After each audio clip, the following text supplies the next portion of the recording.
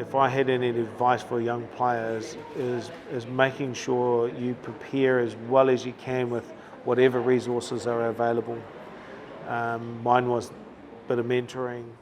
I was lucky in the same token that I had a mentor, Ray Thompson, who helped me with regards to, he sat me down one day and he said, look, how much money do you need to pay bills? And I told him the amount and he said, look, I'm going to hire you. And so that was a real blessing. He gave us a job and that alleviated a lot of stress. So, and then about 6 months after that, he said, look, I'm going to fire you. Norm, you're going to be fine. You've got enough now. You can go and, you know, look after the family. And that was a good starting point. For me, it was expectation and the pressure of performance every week. And I made the All Blacks at a very young age, so I didn't have time to work that stuff out for myself.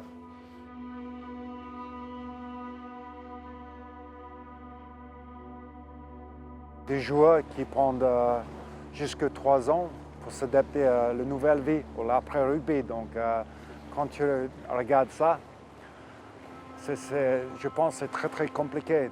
Je sais qu'il y a à peu près 60% des joueurs qui ont du mal financièrement. Je crois qu'en Nouvelle-Zélande, déjà on a la chance où on a notre provel qui bosse avec les joueurs. Donc je sais que chaque équipe de ITM Cup ou chaque équipe de Super Rugby, ils ont les personnes qui s'occupent d'eux, qui s'occupent de le développement, qui s'occupent de l'après-rugby. So their role was purely here to assist the players with, I guess there's 4 things. One is around their career and education. Secondly is around their personal development. The third thing is around their financial understanding and management. And then lastly, it's around their understanding around the professional rugby, I guess, obligations and expectations. Their first role was to form a trusted relationship with the players individually and collectively as a group, and then to help them identify all those things that I've talked about around who they are from a character perspective. Back in 2000 actually we set up the personal development program, and the concept of the personal development program is to work with players to develop themselves holistically.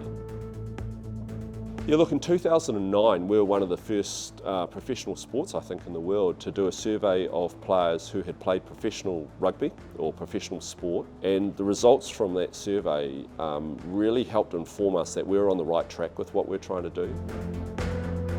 I think at the moment we have around about 22 to 23 personal development managers operating within New Zealand, servicing our players in New Zealand, and also servicing around about 280 players that are based overseas. You have to start again and you're not going to be the best in the world, and it's really hard. So you don't have any attention towards you, you're not playing a game where there's 60,000 people, you've spent all your life being the best in the world, and then you have to start something else, and what do you do? And we have high standards, and often, like I said before, you know, your friends might have spent 15 years studying or being managers of other businesses and they've worked up, and you're at 0. That's tough. I think the more you can be proactive about it instead of being reactive. I mean, it's tradition growing up was you got to do all those, sort out your own problems or navigate your own pathway. I could never see myself just in one career. Like rugby was one career, but the opportunity that rugby presented me is that I could go into a whole lot of different things and then choose. I wouldn't say go into a whole, you know, just one specific career, unless that's your passion. I couldn't think of any better job that I'm doing now. I'm a contractor. There's fear in contracting because you've got to think about where your next contract is coming from, but you know, the variety is amazing, and I get to meet new people, and people fascinate me. Je suis parti quand j'avais 26 ans. Je rentre 11 ans plus tard et la vie ici s'est changée aussi.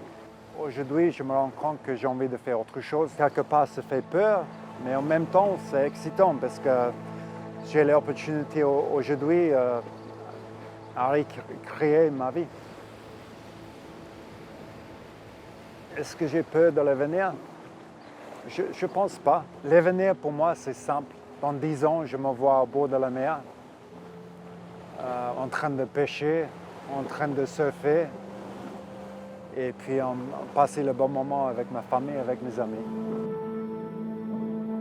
We have a different terminology. We want to talk about the fact that it's just the way your life is evolving. It's expanding your horizons. And at some stage, playing rugby is something that you won't be able to do, but you are still who you are. You don't lose your sense of identity or who you are or what you're about if you define it beyond your playing days. It's just to keep getting the message out, and particularly to our young people, that this game's a wonderful game and you'll get to potentially travel the world and you'll meet lots of people and you might be on TV, but end of the day, it's actually not real. It's not the real world. You'll one day finish and you'll need to hopefully raise a family, pay a mortgage, get a job, do normal things that normal people do. And it's just to not take away from the wonderful experience that rugby will provide, but it's just always to have in the back of your mind that it won't always last, and don't wait until it stops before you start thinking about what you need to do next.